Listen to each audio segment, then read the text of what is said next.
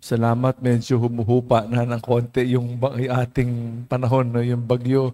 Pero may parating yatang bago, so we pray for safety. We pray that we keep dry, no, as we continue to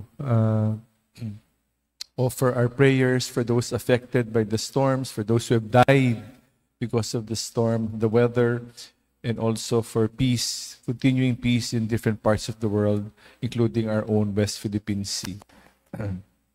The responsorial psalm says, this is the people that longs to see your face.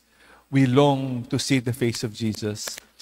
But we always ask, in the gospel, it reminds us, signs. We have many signs. It says how we are very good interpreting the weather. Alam natin, no? The signs of the times. Pero pag usapang puso, usapang pagbabago, usapang spiritual, parang we cannot interpret the sign. Ayaw natin maunawaan o we become resistant to what the signs of the Spirit is telling us. At eksakto, no, very, very timely, kahapon, naglabas ang ating Santo Papa ng kanyang encyclical, sulat, pang-apat na sulat niya.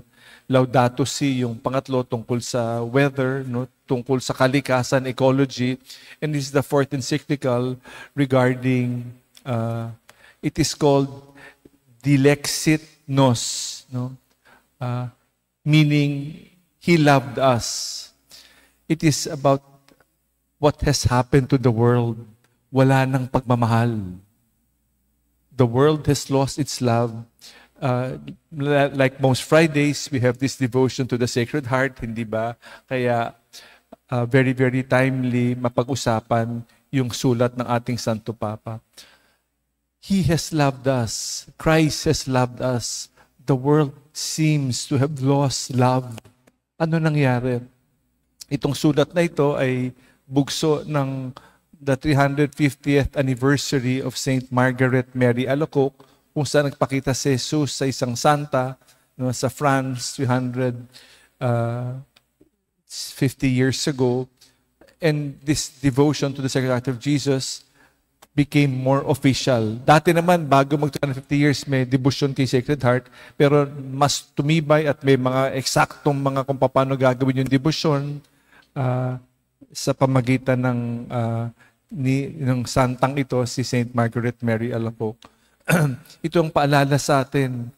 Hindi lang to debosyon, ito ay isang kompletong pagmamahal ng Diyos sa atin na sana ang pagmamahal ang umiral sa ating buhay. Ang init ng pagmamahal na to ay napakahalaga, pero parang wala na, no? Kaya kita mo na nangyayari, no? Yung digmaan, nakita natin yung the economic turmoil na nangyayari, yung mga sobrang materialismo, wala nang spiritual na bagay ang mahalaga. Puros materialismo ang nangingibabaw. Kaya nagkakaganito. So He is asking us to return love. No? Love has to remain the most important of all. Love rules. Without love, it is going to be more. No? The signs of the times will get worse. Pero ayaw natin pakinggan ang signs of the times of the heart. The movement of the Spirit, ayaw nating alamin. Example, di ba sinasabi natin, no? Ang sinasabi ng Espiritu sa atin, ang sinasabi ng ating konsensya sa atin, magpatawad. Magpatawad. Pero ayaw natin. No? We can interpret the weather and many signs, pero pagdating sa puso, ayaw magpatawad. Ayaw magbahagi. No? You asked to share. No? We're asked to magbalik loob. Pinaanyayahan tayo, magdasal. Pero ayaw natin, gusto natin, my sign, my way. The signs are prevalent around us. Napakaliwanag ng mensahe ng Panginoon sa atin. Napakaliwanag ng konsensya na sumisigaw, no? Sa ating buhay. Sabi nga, pag dumadating ang problema sa parang hindi to bulong sa atin. Kaminsan, hindi sinisigawan tayo ng Diyos para marinig yung mensahe. Kung saan tayo nagbibingi-bingihan, ayaw natin.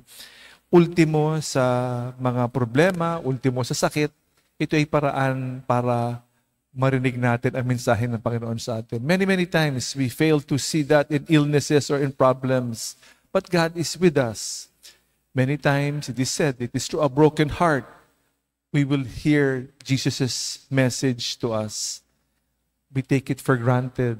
He is always sending His message 24/7. Let us listen to the signs of the times. Let us allow the love of Christ to reign in our hearts. Amen.